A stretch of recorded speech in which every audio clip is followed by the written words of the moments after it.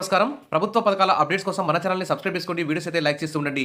ఇక ఏపీలోని 16 జిల్లాల్లో రెండో విడత పీ4 సర్వే అయితే ప్రారంభమైంది. మార్చి 8 నుంచి 18 వరకు. మరి పేదల్లో అట్టడుగున ఉండే 20% మంది నిరుపేదలను గుర్తించడం కోసం మరి వివరాలను అయితే నమోదు చేస్తున్నారు. ఇక ఫిబ్రవరి 20, మార్చి 2 మధ్య తొలి విడతలో 10 జిల్లాల్లో ఈ సర్వే అయితే కొనసాగింది. ఇక రెండో విడత ఈ నెల 18 వరకు ఇంటింటి వివరాలు అయితే సేకరిస్తారు. మీ ఇంటికి గ్రామ కార్యదర్శులు అయితే వస్తారు.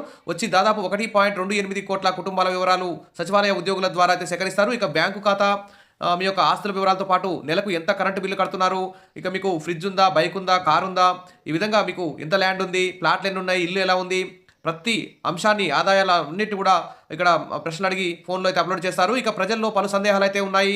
పథకాలను పరిమితం చేసే ఎత్తుగడ అని అనుమానాలు అయితే వస్తున్నాయి. ఇక పథకాల కోత కోసమేనా ఈ పీ4 సర్వే అని చెప్పేసి ప్రజలైతే భయపడుతున్నారు. ఇక పీ4 రెండో విడత సర్వే 16 జిల్లాల్లో శనివారం అయితే మొదలైంది.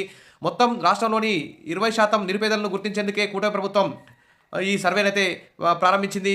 ఇక దాదాపు రాష్ట్రంలోని కుటుంబాల నుంచి సామాజిక ఆర్థిక స్థితిగతులపై 27 ప్రశ్నలు అయితే అడుగుతారు.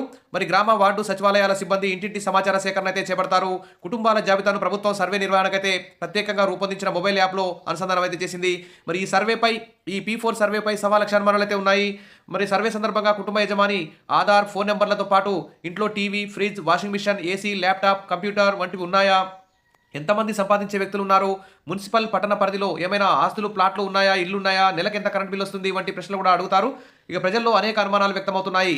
మరి రేషన్ కార్డు కట్ అవుతుందా, హెల్త్ కార్డు మిస్ అవుతుందా, మరి ఫ్రీ బస్ రాదా, ఫ్రీ గ్యాస్ రాదా, తల్లికి వందన కట్ అవుతుందా, రైతుకు అందే సేవలు ఏమైనా కట్ అవుతాయా అనేటువంటి సంక్షేమ పథకాలన్నీ కోత పడతాయా అని చెప్పేసి చాలా భయాందోళనకు అయితే గురవుతున్నారు. కూటమి ప్రభుత్వం ఎన్నికల హామీలేవి అమలు చేయడం లేదని ప్రజలు తీవ్ర అసంతృప్తి అయితే వ్యక్తం చేస్తుండగా, గవర్నమెంట్ మాత్రం పేదల్లో పెద్ద పేదలు, చిన్న పేదలు ఎవరు అన్నది తేల్చడానికి సర్వే చేయడం, భవిష్యత్తులో పథకాలను కొద్ది మందికే పరిమితం చేసే ఎత్తుగడ అని భయాందోళన అయితే చెందుతున్నారు. ప్రభుత్వం మాత్రం వివిధ ప్రాజెక్టుల ద్వారా అవసరమైన కుటుంబాలకు ప్రైవేట్ రంగ సాయం అందించడం కోసమే ఈ పీ4 సర్వే నిర్వహిస్తున్నట్టు ప్రభుత్వం ఏమో చెప్తుంది.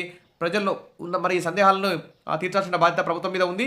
మొత్తానికైతే మార్చి 18 వరకు ఈ రెండో విడత పీ4 సర్వే 16 జిల్లాల్లో కొనసాగుతుంది. దీనికి సంబంధించి ప్రతి అప్డేట్, ప్రతి డౌట్ క్లియర్ చేస్తూ మన ఛానల్లో వీడియోస్ వస్తాయి. తప్పకుండా సబ్స్క్రైబ్ చేసుకోండి. వీడియోస్ అయితే లైక్ చేస్తూ ఉండండి. Thank you.